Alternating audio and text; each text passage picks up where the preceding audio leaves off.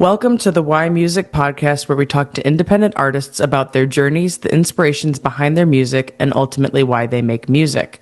This next artist is a French-American singer-songwriter based in Los Angeles. Blending various genres, including her Middle Eastern influence, she has created music geared towards spreading spirituality and healing. Welcome, Léana. Hi.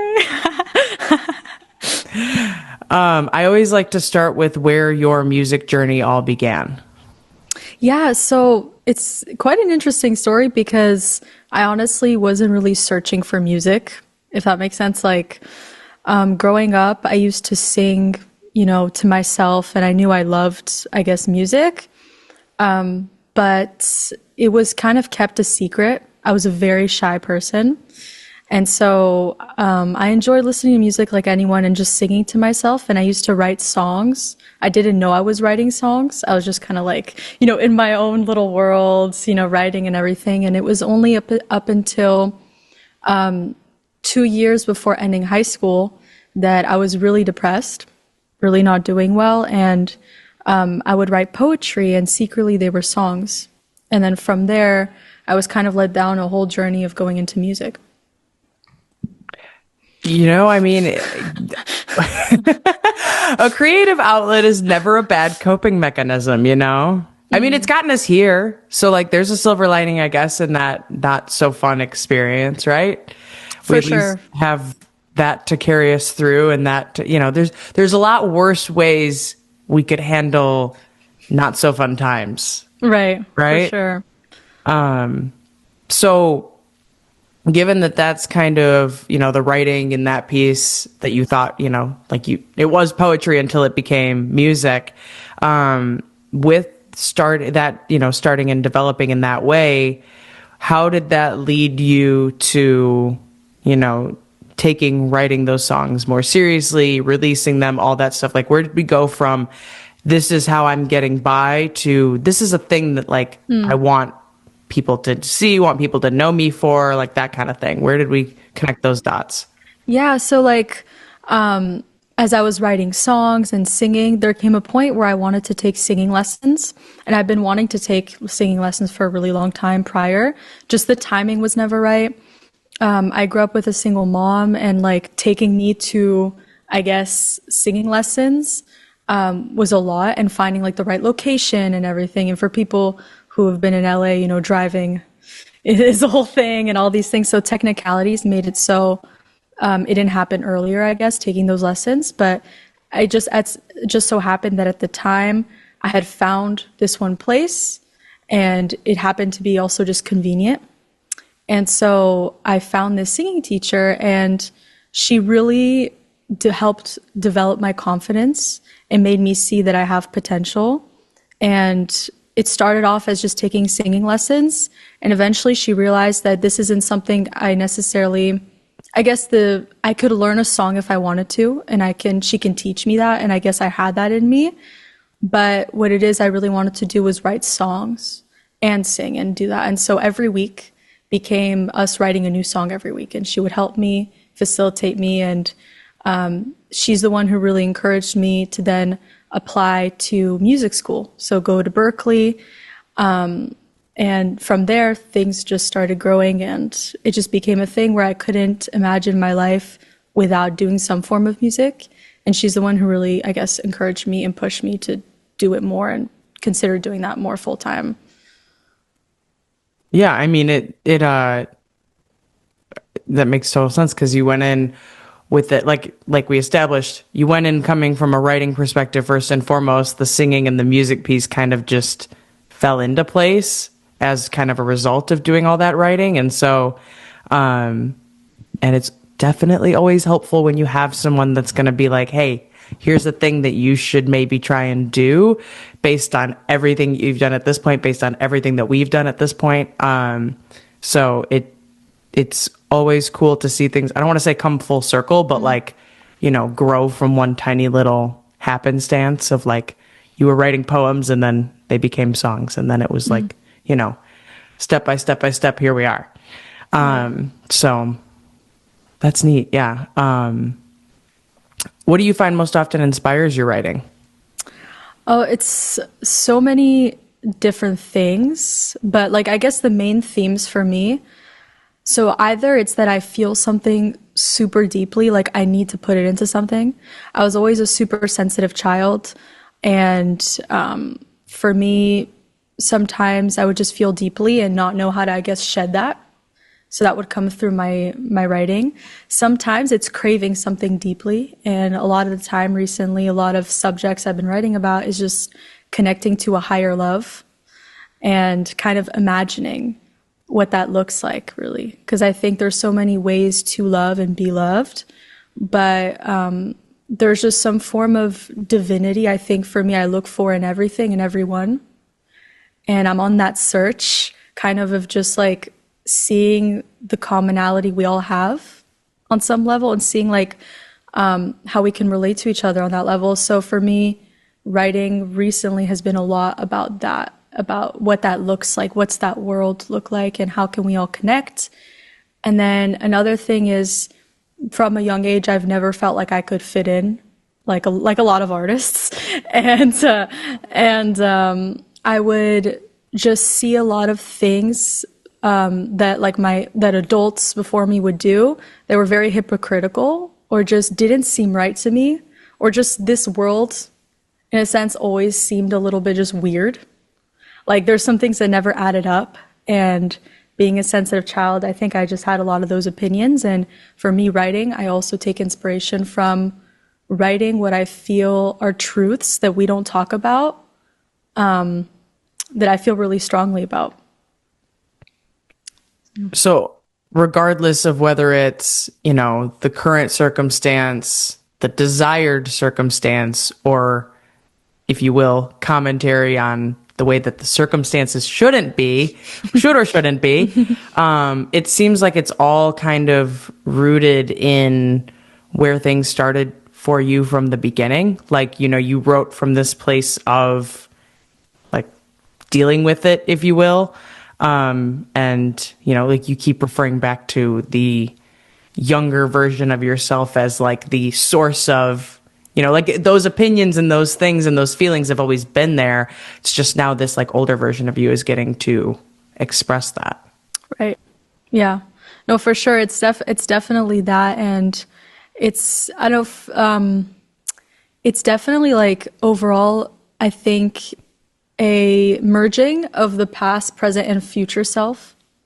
I feel like we have a capacity to also tap into our, I think time isn't linear, and I think we have a capacity to tap into multiple versions of ourselves.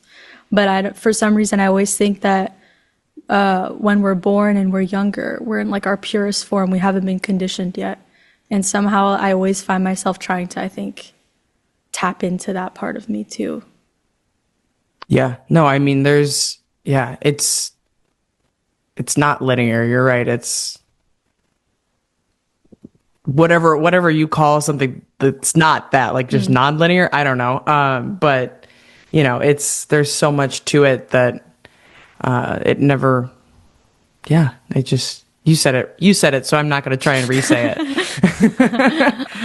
No, yeah, you're right. If you had to create a new genre around your style of music, what would it be called? Ooh, okay.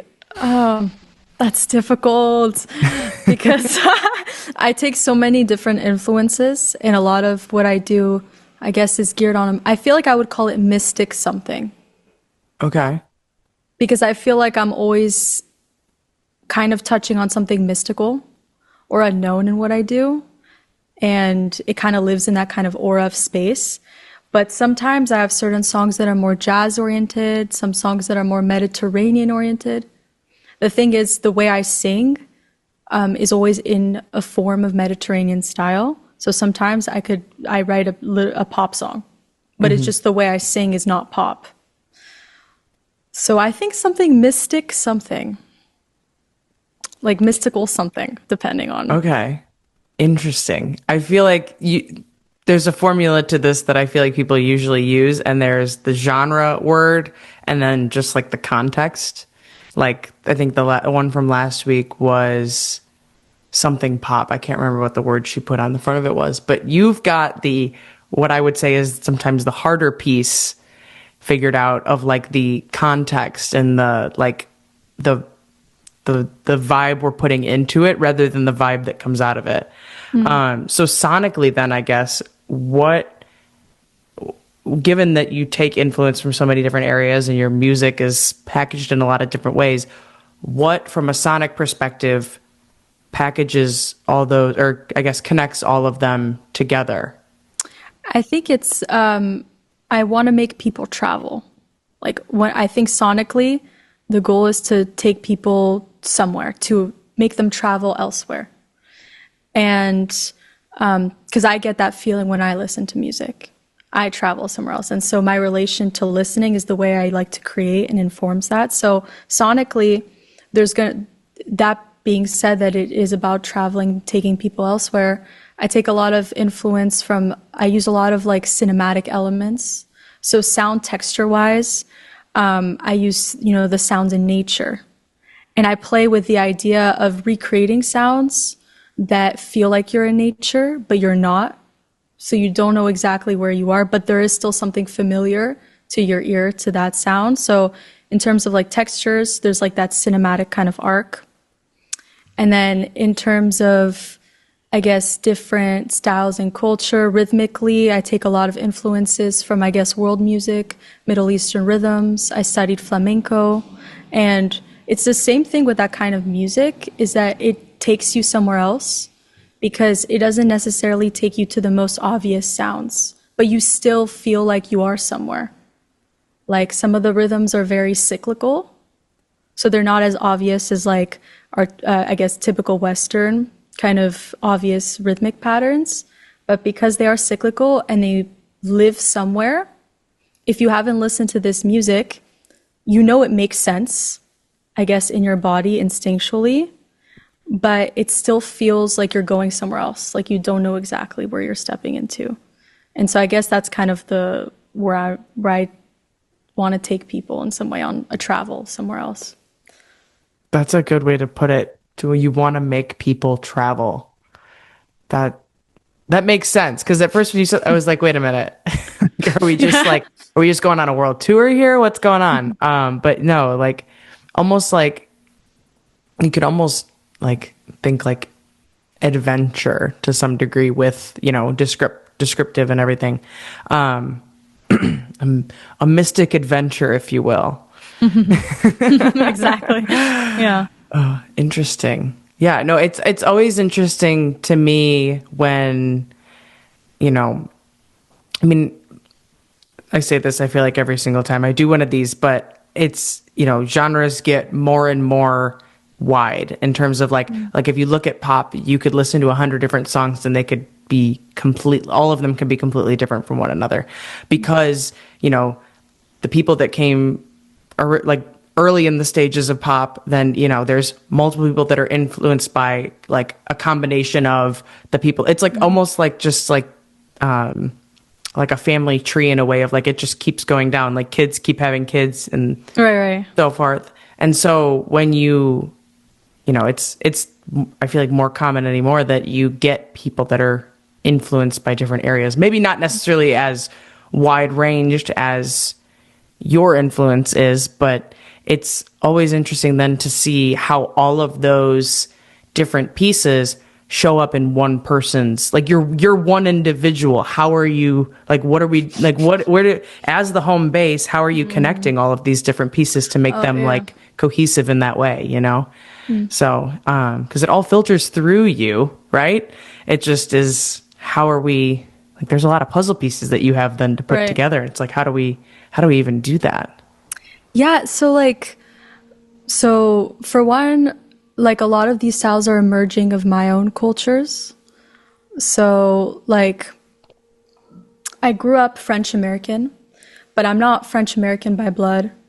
I'm Jewish on my dad's side, Ashkenazi, and then on my mom's side, it's like Uzbek, Iranian, Jewish, mixture of also just like Eastern Europe, all those regions. And so growing up, I listened to a lot of like Middle Eastern flamenco music. And this was, I think, in some subconscious way, my grandfather's way of connecting back to his culture after having immigrated to France eventually due to like multiple generations, I guess, of persecution. And so I grew up listening to that music. And so when I went to Berkeley, people said that when I sing, I have certain kind of Middle Eastern runs I do. But I wasn't consciously doing them. They just said there's something there. And so they were like, you should explore this. So I was like, okay. I searched for a teacher, and I guess it just didn't align for me to find one in Middle Eastern styles particularly. But I found a teacher in Hindustani classical music, which both very different, but they do have a lot of similarities. And Hindustani music has techniques that allow for me to learn those kinds of styles of music. And so I kind of naturally fell into this. And so for me, connecting to, I guess, singing, using my voice, connects me to, in a part, my ancestry, my lineage.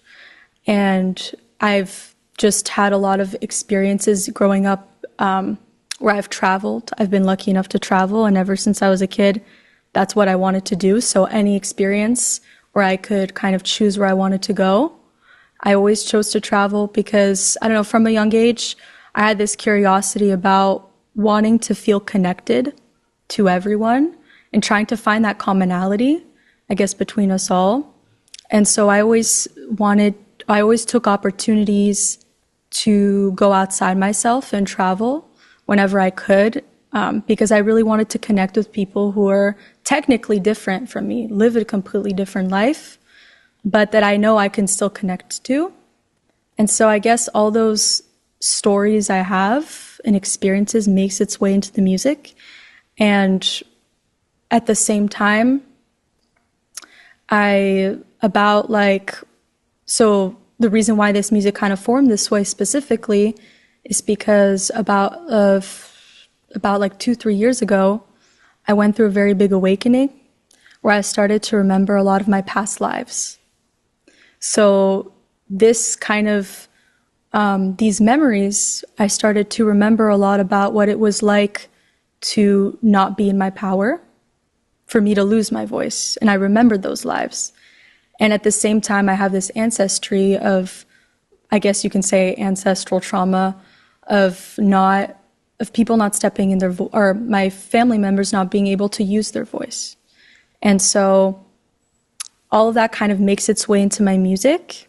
And so for me, the goal is always to find some sort of commonality and dissect almost what we have been told to be true versus what I feel is true.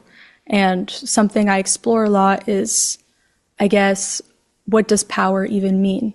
What does it mean to be truly powerful if you're not trying to put someone down? You know, what does it mean as a woman to be powerful and use our voice in ways to uplift others while also choosing the right times to conserve our energy?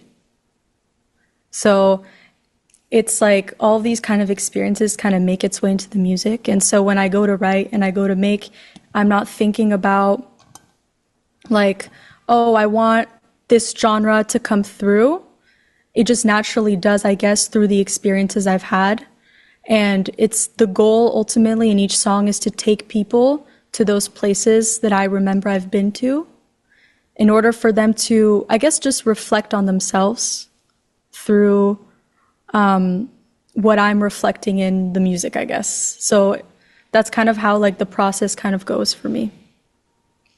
Yeah, no, I mean, obviously obviously the more you speak to it, the more it's like, oh, well, that makes sense how like, because I think and I don't think that oftentimes, I mean, you can get to a point where I feel like when you're creating, especially early on as an artist, however you want to define early on, there's just, you can try and be intentional with it, but really what ultimately is going to come out is what's just kind of naturally meant to.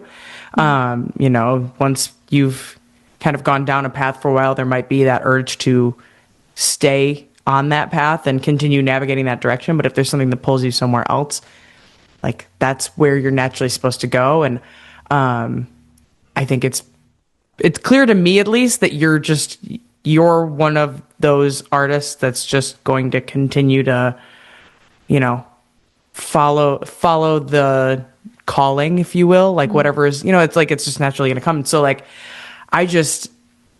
when you're talking about, the cultural pieces of it with the world music, and then you're like, also like, there's sometimes a jazz influence and all these different things. It's like, on paper, I can't even imagine how that comes about. But like, again, like you said, it's all, when you put all the experience and everything out there, like you just did, it makes it make a lot more sense as to how we got from all of these different words that may or may not fit on the same page to how it is. Like that's, there's the words to how it is, and now you have here's why. So, but it's always interesting to see how, because we're a product of our environments and a product of our experiences, like as creatives and just as people as well. And so it makes perfect sense that it's like, if you come from this background and you've done this traveling and had these different experiences, that's what comes through in your music. And that allows you, because you've had a very unique perspective, to then attribute that perspective in your music, like it makes more sense now. Yeah. Not that I was questioning it before, but now it's like, okay, well, this is, we're connecting these dots and those dots, and for sure. Yeah.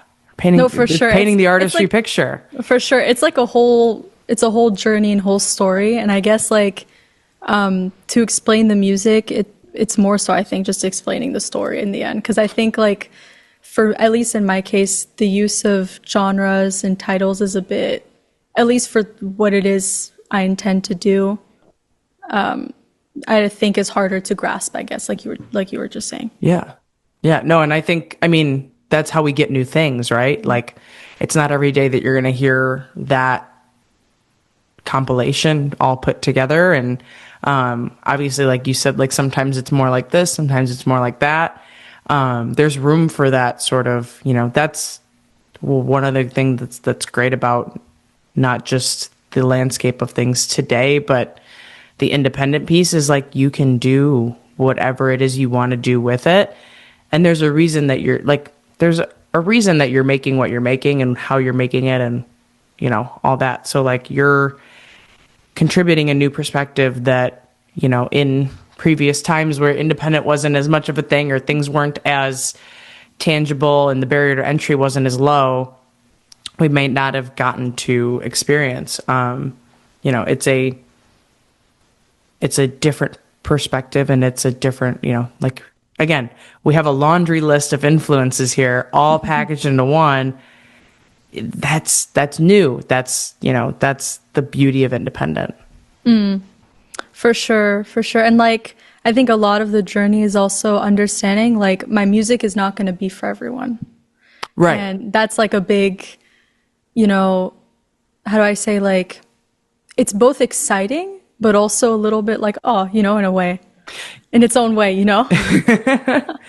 Yeah, no, I'm a 100%, not everything is meant for everybody's ears. It's just why even some of the biggest artists have people that hate them just as much as other people love them, right?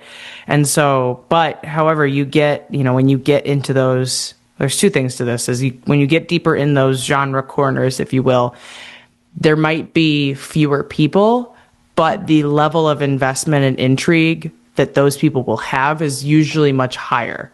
Like, you think, like, you get, like, your heavy metal people, for example, that's not a taste for everybody. But the people that are into it are into it. And so, like, that's where you get those more, like, dedicated fan bases. But also, I had a first point, and then I remembered that point, and now I'm forgetting where I was going in the first place. Wonderful. But yeah, it isn't for everybody, but I found my point. that is, it just as much as it's not for everybody, I believe that there is a home for every artist's music somewhere.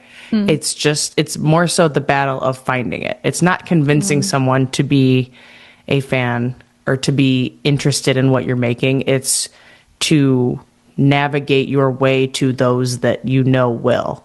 And, because if it's good enough and, that basic level of quality that, there's the argument that there's no such thing as good music, but there is probably we have to hit a threshold here for it to qualify as at least decent music. But if you hit that threshold, there will be somebody out there that is going to enjoy what you're creating, because it's just like as human beings, we have this shared experience. There's a lot of big aspects of life that we all endure at some point or another. And so with music being able to communicate a lot of things, your music is going to find a home in someone's ears. It's just a matter of who they are and how you go about finding them, which is, of course, easier said than done, right? But they're out there, right? They gotta be. No, for sure. And I think it's also exciting because I think it's nice to have a smaller knit community that you really connect with. I mean, it depends, I think, depends on what everyone wants for their career, of course. But for me, I've so enjoyed being in spaces that are very intimate, where you can really connect with people. And you can connect with people on a larger scale. It just becomes harder to really, I guess, even in live spaces when you perform, to really, I guess, connect with your audience. So I think there's a lot of beauty to it. Absolutely. I mean, I am all for the tiny venues. There's something that just hits different. It's special in those little spaces because they're called intimate spaces, intimate venues, whatever, because that's exactly what it enables. You're not getting that in an arena as much. For sure. Unless you're front and center, then lucky you, right? So, yeah, I also think I think it's interesting, at least for me as an artist, I feel like I have difficulty creating when I make it about myself. If that makes sense. Even though it is about myself, obviously the experiences I had that I described for sure, obviously make its way. But when I think about creating for some sort of gain, that's when the creativity leaves.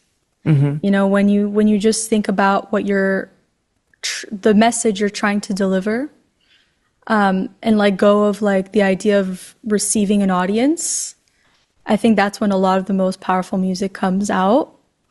And so it's I think a lot of artists have to deal with this interesting fine line of balancing wanting to make it your career, but at the same time, focusing on that facet so much can also drown out the creative side. So it's an interesting balance. Yeah. I mean, people want real, right? And I think it's when you're intentionally trying to create something that either feels like the natural next step or what's the new thing, then that's where you kind of lose that. Because there's an artist that I've been following for a handful of years that came out with an album earlier this year or sometime last year, and it was all of the songs sounded very similar to one another. I would take me a handful of listens back to be able to decipher these, and it just didn't which was uncharacteristic compared to previous projects. And it was it was on that kind of folky, thing that's become acoustic and folky, it's become such a big thing since Noah Kahn kind of made himself a bigger thing. And I was just I feel like we're reaching a little bit here. This could have either been a smaller project, or we could have diversified what we were putting in here a little bit more and put a little bit more of a personal touch on it. It's it felt a little bit forced, which was disappointing. You don't want to see that other people that you're fans of, because then it's I feel like we lost some of that substance there. For sure. And I feel like that, but I think that's so cool about being independent is like the variety of artists now is super cool, and being able to dive into these different worlds. Yeah, Really cool. absolutely. Is there a song that you've written that you think best embodies who you are as an artist? Your one song sample of getting somebody on board. I know this is probably a very, very easy question given how diverse we've already established your music is, right? Right. I mean, I wouldn't say like so there are songs that I write, I guess, that feel way more personal to me. And then there are songs that I feel people connect to more that wasn't as personal. So I think like I guess in a way I don't get to choose which music people prefer.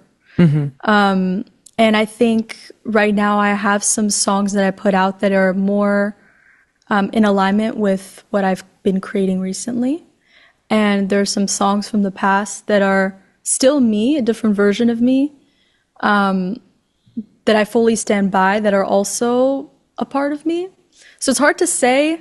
A lot of people really like my song, The Sun Is Set to Come Home, and people really connect to that song, and that is very much a fraction of me. But again, like my music has grown so much, and a lot of the music that I've made is not even out yet that I feel closest to, I guess, in that sense.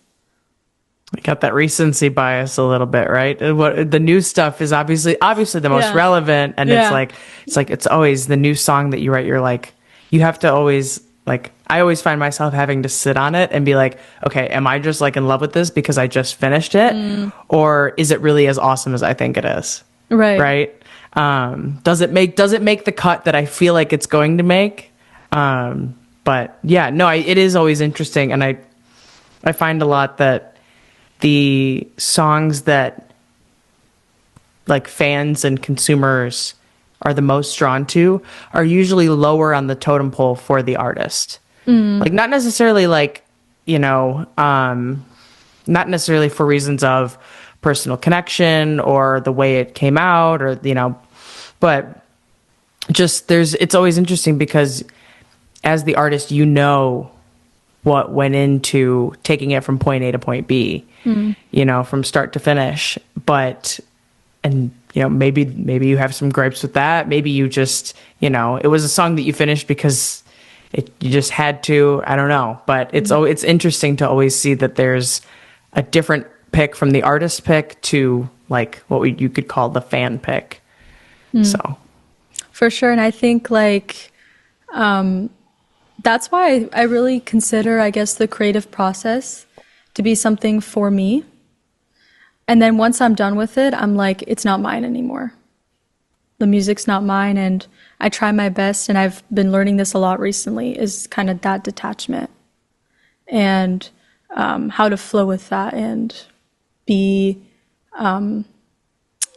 excited about the evolution and the growth as an artist, and just letting go of the final product as well.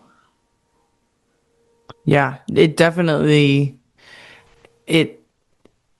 you have to be able to separate it in that way, because it's also like in the world of algorithms and numbers and all these other things, it's like if you like say the song that you put out is the one that you're like so precious about and you're like, this is the best thing yet by far, and it just doesn't do as well as other ones have in the past for some reason, that instantly becomes a question of, well, what's wrong with this one? Right. What was I doing differently before? And then it's like, when you take that influence into account, then it becomes you're trying to write more. And that, like, whether you're intentionally doing it or not, if you have any of that lens on, it's like, then you try and gear yourself more towards what you were doing before because that was what was working, right? But if you cut that string as soon as it becomes everybody else's, you get to tap back into why you're doing it, how you were doing it before, and just keep doing things in the authentic way that you are meant to. Then you don't we can't be precious about it as soon as it's in the public eye. As hard as that is to Like you have to just unlatch, like just let it go. But you're probably a lot better at it than I am. Oh my God, I literally, this is a new development, getting better at it. Like, it's hard. It's so hard. But I realized, like, part of being an artist is often giving people what they need and not what they want. Like, for example, I think of it as like, sometimes, for example, people complain when they travel to Italy, for example. Like, I've heard Americans, for example, complain about how when they're in Italy, like, let's say they get pizza, and then they say they want pineapple on their pizza, right? And the Italians there will be like, no, this is not how we do things here. This is not how we do things there. But it's so good that they're like that, because if you think about it, if they switched it up and gave us what, I guess, American want, or whatever that person wants, they're taking away from the artistry and the beauty and the how good that pizza is. And so I think of it as like, a lot of the time, as artists, we have to give people what they need and not what they want. And eventually, in the long run, it's better that way for everyone. So sometimes like a song can be really like, you know, not doing well and everything. And then later on, it, you know, it does much better, and like it just hits at a different time, and maybe you were just above your time. And sometimes it could be that, okay, maybe that song has less listens, but then you have maybe a few people come up to you and tell you about how much of an impact that song has on their life. So I like to try to think of things in that way, and that's been helping me a lot recently. That's a really good way to put that. I was not sure where you were going with the Italy thing, but that makes perfect sense, because you're right. Like, it's like as soon as you put that on there, it's not meant, like, you can't, like, there are certain things that you just can't just add and have it, you know, be the way that you want it to be. It's like you have to reconstruct around adding that idea. And so that's a very good way to put that. Yeah, no, that I like that a lot. That was really good. Thank you. I put a lot of thought into this. No, that's a way to explain it that actually just makes straight up sense without, you know, dancing around it or anything. Yeah. If you had to pick 2 or 3 artists that you think your music is like a combination of, who would you choose? So, Back to that. How do we pull it all into one picture, right? I mean, instead of saying like a lot of the artists that I listen to, it's how they make me feel that makes its way into the music. So it's not necessarily like I like listen to their music and I dissect it, and I'm like, it's more so how they make me feel. So I guess like some of the dreaminess, I would say, and nostalgia, and I guess Lana Del Rey's music really inspires me a lot. I would say also just like there's like certain old singers that embody this really profound energy. And there's this one flamenco singer that my teacher had introduced me to that's like one of the oldest ones. Her name is like La Niña de los Peines. I don't know. I hope I'm pronouncing that right. But like she is like one of the older, like in the older times of like, I guess, flamenco. Her voice is so powerful in the way she, I guess, does these runs in this kind of microtonal world. So I would say I like listen to that and take a lot of, I guess, influence from the way she sings. Then trying to think of a third one in particular. Because I honestly, it's funny, I listen to music that has nothing to do with the music that I make. But I will say, like, I would say, for example, I love listening to some Afro house and Afro beats. I just love listening. And I think, like, recently more now, like, I guess the rhythmic textures are making its way more in my music now, I think. Just like the sound choice for like drums and rhythm and things like that makes its way sometimes. Yeah. it's like Yeah. We're painting the same picture every time. No, Does the picture make perfect sense? I don't know yet, but it makes sense together. It's all over the board, but when you, again, like we said, with the context, with the story, Yeah. we're there. It's always like ultra specific things from people, because I think there's a thing where I don't like one genre fully ever. And there's just like little parts of certain genres that I really like. And I think I just like, I'm like, okay, I like this from this. I'm going to take this. And it's more so, I think it's kind of like that. That's how you kind of get those new genres, those blends, those sounds that you can't quite place where they belong. Which I'm sensing is kind of what we're getting to here, is like it's kind of a little bit of a lot of different things. But I mean, it's I like that you said that things that you listen to don't necessarily directly pertain to your music, and then you made the point of it shows up just kind of, because I think, like I said earlier, we're a product of our environments and our experience. And so, those things may not be on full display in your music, but like there is that subtle influence. Because it's like, you can't, like, if something's so much of what you consume, or even a portion of what you consume, not even on a large scale, there's going to be a hint of that's going to show up in something you create. Like, that's just like, it's whether you want it to or not, that's just kind of naturally how it's going to come about. But it is always interesting when you have like such a different taste from the music that you make. Like, because then it's like, well, where, it's not as obvious of a connection. It's not as obvious of an influence, because it's what's really going on in this that shows up here, right? Like, what are we taking? How are we listening to this and then doing this? Like, where are we connecting these dots? So. No, for sure. I feel like, I don't know, I think it's more so like the feeling of a song, like what it opens up in me. And and then that's where I create from, I think. There's, I have synesthesia, and I have, so like when I listen to music, I'm like immersed in a lot of different ways. I taste, I see colors. I have like this whole kind of intense experiences where certain music takes me somewhere.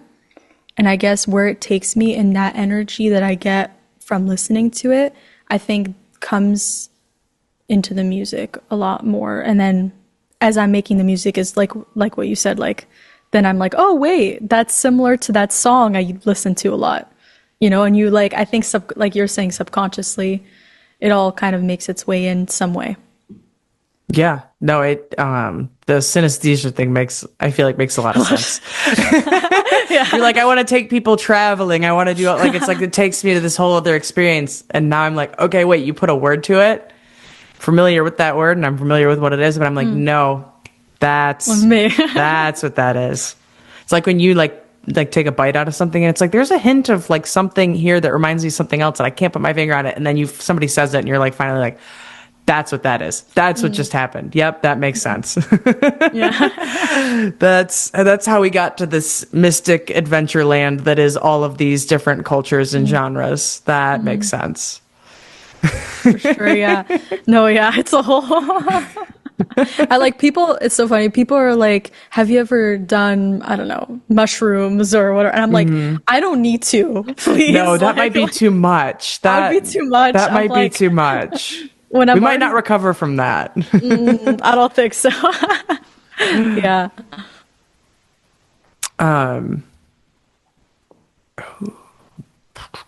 So that actually, I think, brings us to the previous artist question. I forget what I've been calling this, where I take a question from last week's artist for this week's artist. So the question that comes from the previous artist is, do you have any vault tracks, and how many? Like, meaning, how many songs do you have that you've just been sitting on that may or may not ever see the light of day? And are there any that we want to call out?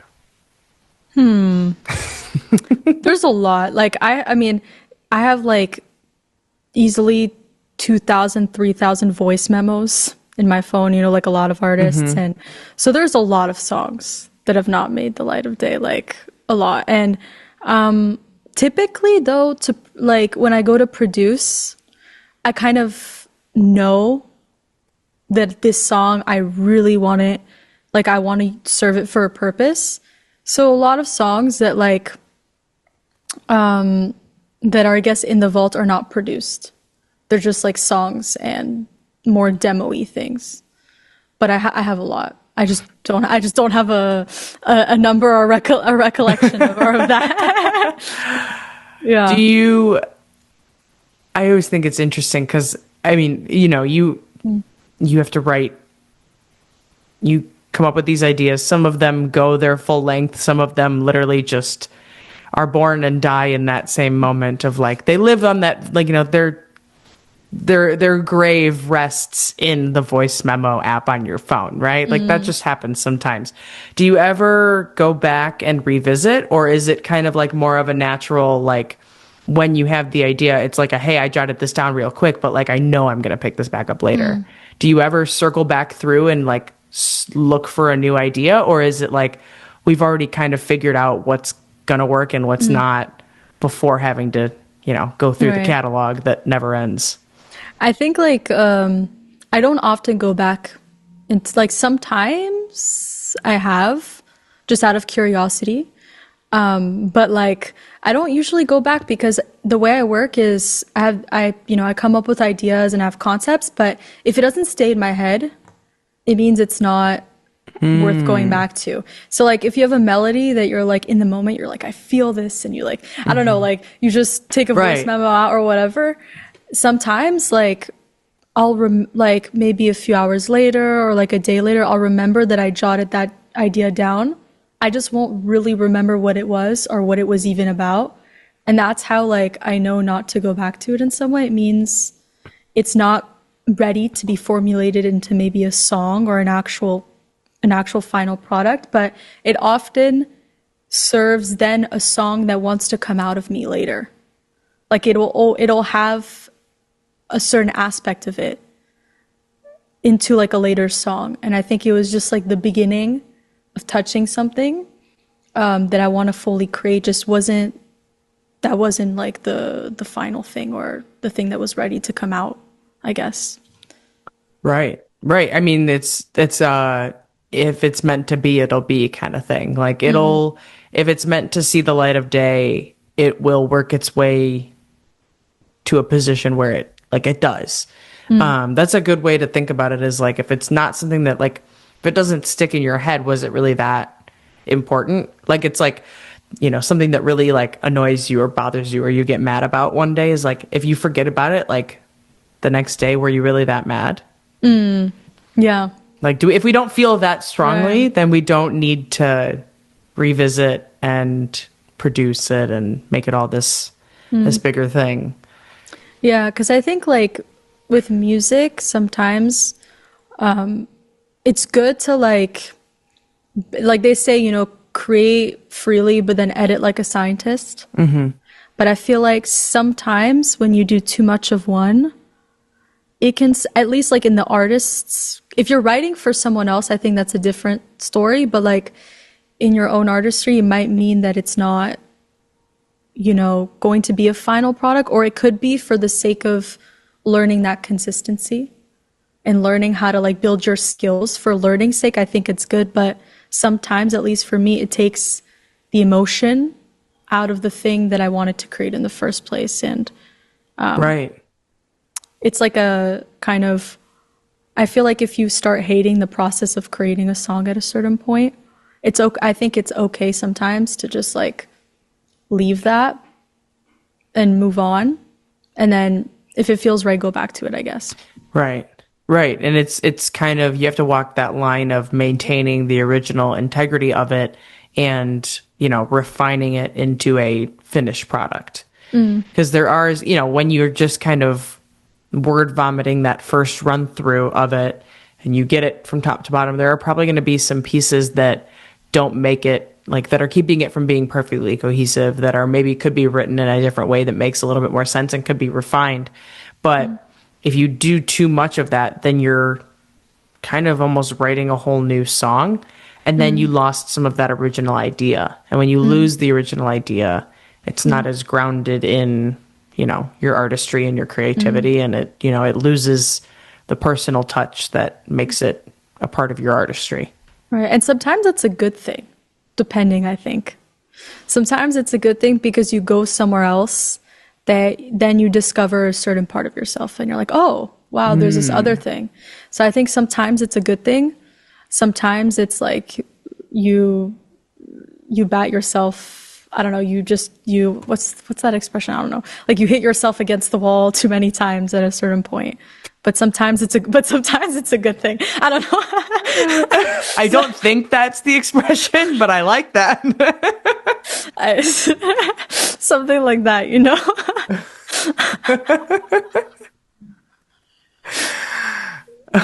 Okay, yeah, no, I get what you're saying is there. I don't know. I'm trying to figure out what you're going for, but that's funny. But yeah, I mean, like, you do hit a point where it's just like we're doing too much with this.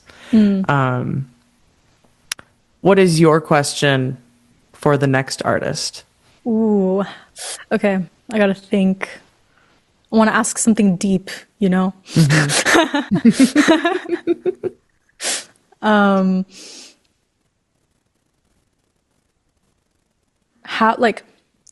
do you know that you have a good idea versus a bad idea? Like, what in your body, what in your heart, what drives you to know, like, this is something I like versus, like, this is something, no, I guess. Okay. Yeah. No, Like, I mean, what drives that? I don't know. Yeah, no, it's always interesting to see everybody's vetting process of like, will this make the cut? Won't it? Where exactly did it die along the way? Right. Because I don't know, maybe it's a gut feeling. Some people, it's like, I don't know, other things. Yeah. I don't know. Yeah. Yeah. What is it that you think sets you apart from other independent artists? Out of, I guess, the music that I make, because it's such, I guess, a world travel, I guess. Also, weirdly enough, even though I've studied music, I've never considered myself a musician. Like, something my singing teacher told me that I thought was super interesting was that you have people who are musicians, you know, who are like, music is, there's something, you know, that's the thing. And then you have people who are artists. And I think the difference, at least in this conversation I had with her, was that I guess artists are people who are very, I guess, music is a part of the way they express themselves. And that can also look like different forms of art too. So you have certain musicians who are like singers, or they're, you know, that's their thing. And then you have others who are artists. And I would say that the reason why I make music is so specific. And it has to do with less of like, you know, I'm super technically a musician in that sense. It's more so, I feel more of the artist kind of side of like, I feel intensely, and this is just one way I like to express this. And this is one way I like to express these different things I experience. So I would say that. I don't know if that answers the question exactly. No, I get I get where you're coming at with it, because it is like there are people that are drawn to music from the sake of creating and making, and it's a new, like it's an expression versus rather than it's an art. Maybe those aren't maybe those two things could overlap a lot more than I'm saying them to be, but like, you know, music, like you said, musicians are that's their craft. Whereas like artists, it's more their expression. Like it's interesting that like, cause I grew up playing piano, and I just played piano for 6 years, I think, before I started writing music. And so I made that transition, but then and being that I've worn this hat for however long, it's interesting to me when people are like, they just aren't drawn to writing or haven't really like, it's just it stops at, and they're like very talented people that just can master like covers and sheet music and all these different things. It's like it's different. It's different. Because it's that's the equivalent of I don't want to say it's like a job where it's like you're following that routine and things like that, because that really makes it sound a lot more boring, and you can't really put that in a music conversation. But it's different. It's like I said, it's more of a craft versus an expression. Sometimes it is just like, for the artist, it is just about the creating. Music just happens to be the vessel, whereas music, people are like music, Right. like you said. Yeah. No, exactly. And I think, I mean, both are great in different ways. I just think I fall under the more artist way. And I feel like if you're like musicians who put, I guess, more art into what they do, I think that happens in the interpretation of what they're doing. And like how, like, for example, a pianist who plays, I don't know, a classical piece, maybe the way they interpret that and play that and feel that is going to be like, I guess, the artist within them being tapped in, I guess. And I feel like for the artist side, it's about less the interpretation, but like the beauty often, I think, happens in the imperfections. And that's where the gift kind of comes in sometimes, when you're expressing yourself in that kind of flow, like people talk about flow state and everything. And yeah, and I don't know, I guess my mission, I would say, with music, and my intention with music, I would say, is also the big thing that I guess just sets me apart, I would say, and also all the influences, I guess, in my music and all this stuff. And yeah. Well, I think you kind of brought us to a natural segue, because the next question I was going to ask is, what impact do you want to have with your music and with your artistry? I'm glad you didn't fully answer it right there, because you gave me the opportunity to ask the question. But what's the impact? What's the goal? I think, like, one of the things is expansion. I want to encourage people who listen to feel something outside of themselves, and to open themselves up to, I guess, other possibilities and perspectives. And so there's like that side of like, I would love to create a space for people to expand themselves or expand outside of themselves. And I think the other side is the opposite of what I just said, where I'm I've always felt very different. And I always felt like I connected to certain music growing up, but there were still certain facets of it where I really didn't feel seen. So for people who feel a little bit weird, or like, they don't fully belong in this world on some level, I would love to, I guess, my impact be for people to feel seen. And I grew up a very sensitive child. And I had a lot of, I guess, intuition and abilities to perceive different worlds around me. And I think that a lot of children are like this, only they're conditioned out of it because of society, and they're conditioned to be a certain way. And I kind of want to encourage people to be okay being different and feel a home in that, and not feel lonely with that. If who they are is someone that feels different and not feels that they don't belong in this world, I want to make those people feel also seen and not afraid to do things that are not considered normal. So, yeah.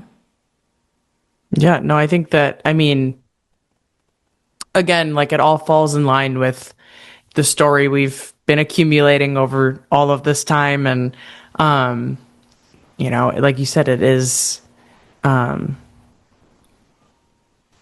I think that it's interesting, and I don't think I connected the dots until now, that like I want people to feel seen, and that kind of, I don't want to say narrative, but like that, intention is very common And I think I never really, until you've said it now, I've never really seen it as like, the artists typically, or in a lot of cases, are those that did not feel that way. And so then it's like that desire to connect the dots that were not previously connected for you. Because it's like, we want to be the solution to the problem we couldn't solve. Exactly, yeah. For ourselves. I think it's the same thing. I mean, if we're talking about people who've experienced trauma and are healing from it, often their, I guess, way of healing that in a sense is to become the person they always needed. So if you felt like maybe you weren't protected in certain ways, it might be that in your life, a big part of your mission is to be a protector for other people. And it's a lot about, I guess, that convergence of like shadow to light, as they say. And for me, it's also a big lesson for me in this life to do music, because it's the thing I fear the most. Like expressing myself, being myself is also the thing that I fear the most. And that's why I need to do it. And that's, and I hope through that I can, I guess, inspire other people to feel that comfort and doing whatever they feel feels right to them. And yeah. No, I think it makes, I've never heard the from shadow to light thing, but that makes a lot of sense. Yeah. Well, I think that brings us to the final question, which is ultimately the concept behind the podcast, which is why music? For me, so why music?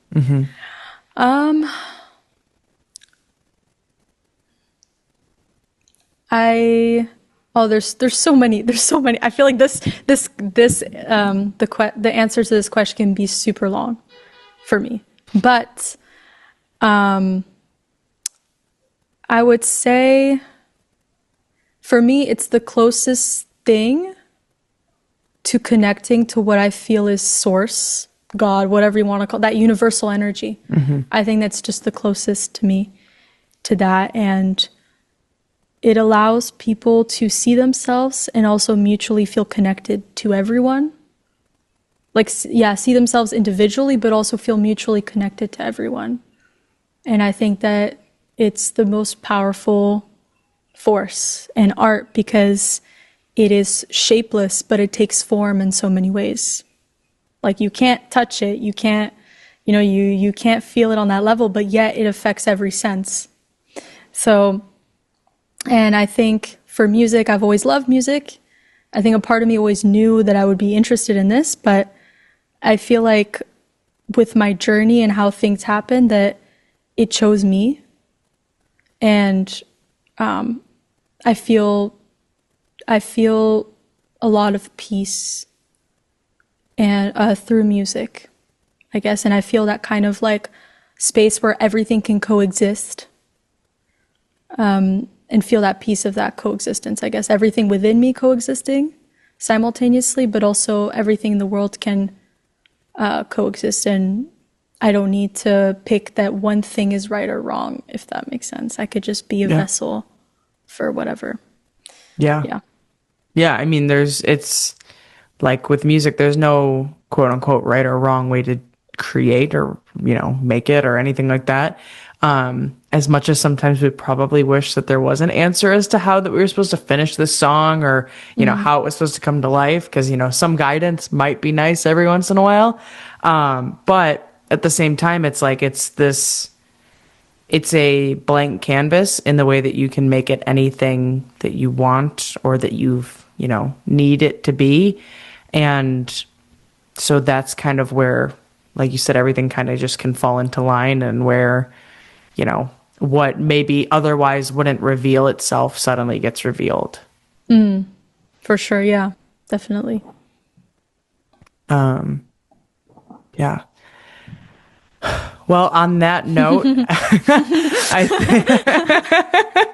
I think that brings us to the end of this episode of the Why Music podcast.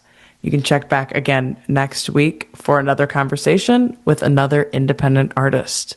Thanks for listening.